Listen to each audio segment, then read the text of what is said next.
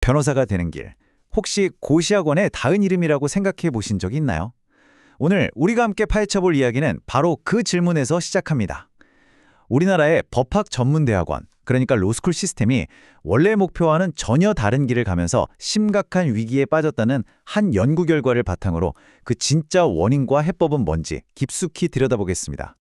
그래서 우리는 이 근본적인 질문을 던져봐야 합니다. 지금 한국의 법률 교육, 과연 제 역할을 다하고 있을까요?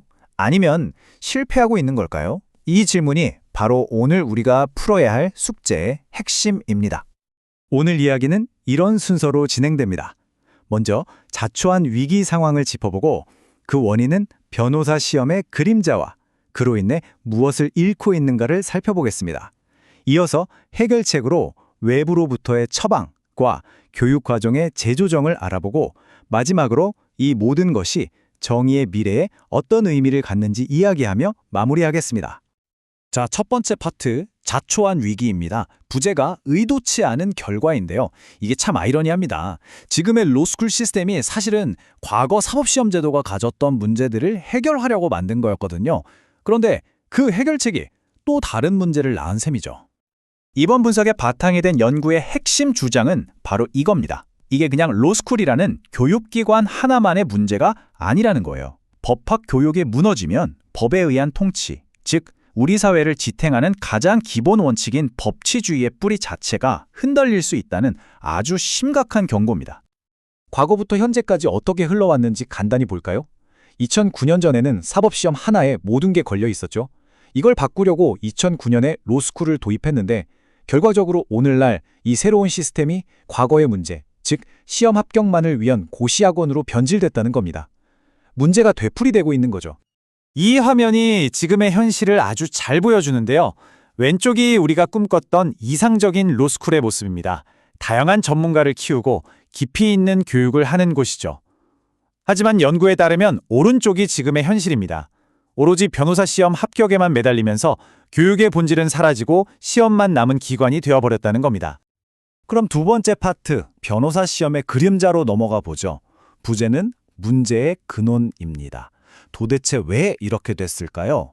이 모든 문제의 원흉, 이 이야기의 악역이라고 할 수 있는 건 바로 변호사 시험의 막강한 영향력입니다. 연구는 아주 정확하게 이렇게 지적합니다. 이 인용구가 핵심인데요. 로스쿨 교육의 가장 큰 문제는 변호사 시험에 완전히 종속되어 버렸다는 것. 따라서 해결책도 이 종속의 고리를 어떻게 끊어낼 것인가 여기에 달려 있다는 겁니다. 구체적으로 변호사 시험이 교육을 어떻게 망가뜨리는지 한번 보세요. 시험 비중에 따라 과목의 서열이 매겨집니다. 민사법이 왕이고 형사법, 공법이 그 뒤를 잇죠. 시험에 안 나오는 과목은 아무도 안 됐습니다. 결국 지식재산권법이나 조세법처럼 미래사회에 꼭 필요한 과목들은 사라지고 교육 목표는 법률가처럼 생각하는 법을 가르치는 게 아니라 시험에 붙는 기술을 가르치는 걸로 바뀌어버립니다. 세 번째 파트입니다. 무엇을 읽고 있는가? 이렇게 시험에만 목을 매는 시스템 때문에 우리가 구체적으로 뭘 잃어가고 있는지 한번 살펴보죠. 이건 그냥 과목 몇 개 없어지는 것보다 훨씬 더 심각한 문제입니다. 여기 좀 어려운 단어가 나오죠. 법도그마틱, 독일어인데요. 쉽게 생각해서 법의 설계도나 언어의 문법 같은 거라고 보시면 됩니다. 법 전체를 꿰뚫는 기본 원리와 논리적인 뼈대를 세우는 학문이죠. 이 법도그마틱, 이 뼈대가 왜 중요하냐고요? 인공지능, 데이터 소유권, 생명공학, 지금 우리가 한 번도 겪어보지 못한 새로운 문제들이 쏟아져 나오잖아요. 이런 복잡한 문제들을 해결하려면 탄탄한 이론적 기초가 있어야 합니다. 문법을 모르면 새로운 문장을 만들 수 없는 것과 똑같은 이치죠.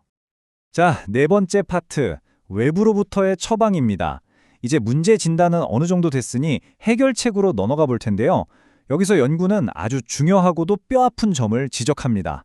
바로 로스쿨 스스로는 이 문제를 절대 해결할 수 없다는 겁니다. 왜냐? 각 로스쿨은 변호사 시험 합격률로 평가받고 그 순위가 학교의 명운을 좌우하거든요. 그러니 합격률 높이는 것 말고는 다른 생각을 할 수가 없는 겁니다. 말 그대로 합격률이라는 인질에게 꽉 잡혀서 교육을 정상화할 자율적인 힘을 완전히 잃어버렸다는 거죠. 그래서 연구의 결론은 명확합니다. 이 인용문처럼요. 안에서 고치는 게 불가능하니 해결책은 밖에서 찾아야 한다. 그리고 가장 확실한 방법은 로스쿨 교육을 규정하는 법 자체를 뜯어고치는 것, 즉 시스템을 바꾸는 것이라고 말이죠. 5번째 파트, 교육과정의 재조정. 부제는 개혁을 위한 처방전입니다. 그렇다면 법을 바꿔서 시스템을 뜯어고친다면 구체적으로 어떤 처방을 내려야 할까요? 연구가 제안하는 그림을 한번 들여다보겠습니다. 바로 이 표가 그 처방전입니다. 법학교육을 크게 4가지로 나누는 거예요. 핵심인 기본법학, 미래를 위한 전문법학, 깊이를 더하는 기초법학, 그리고 현장 능력을 키우는 실무법학.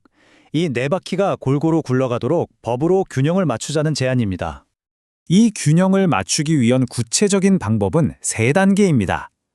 첫째, 기초법학이나 전문법학처럼 중요한 과목들을 학생들이 꼭 듣도록 선택 필수로 지정하고요. 둘째, 교육을 좌지우지하는 변호사 시험의 부담을 확 줄여주는 겁니다. 마지막으로 외부 기관이 나서서 각 로스쿨이 정말 교육과정의 균형을 잘 지키고 있는지 감시하도록 해서 이 악순환의 고리를 끊어내자는 거죠. 자, 이제 마지막 6번째 파트, 정의의 미래입니다.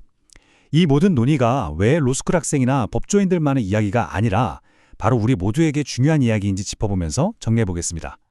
결국 이 문제는 단순히 어떤 변호사를 키울 것인가를 넘어서는 이야기입니다. 우리 법률 시스템 전체가 AI 시대 같은 미래의 도전에 제대로 맞설 수 있느냐, 그리고 더 중요하게는 우리 사회의 기둥인 법치주의를 굳건히 지켜낼 수 있느냐를 결정하는 훨씬 더 크고 근본적인 문제인 거죠. 오늘의 이야기를 이 질문으로 마무리하겠습니다. 법률 교육의 궁극적인 목표는 과연 무엇일까요? 단순히 시험을 통과하는 기술자를 만드는 것일까요? 아니면 정의로운 사회를 만드는 데 기여할 진정한 법률가를 키워내는 것일까요? 이 질문에 대한 우리의 답이 바로 우리 법교육, 나아가 우리 사회의 미래를 결정할 겁니다.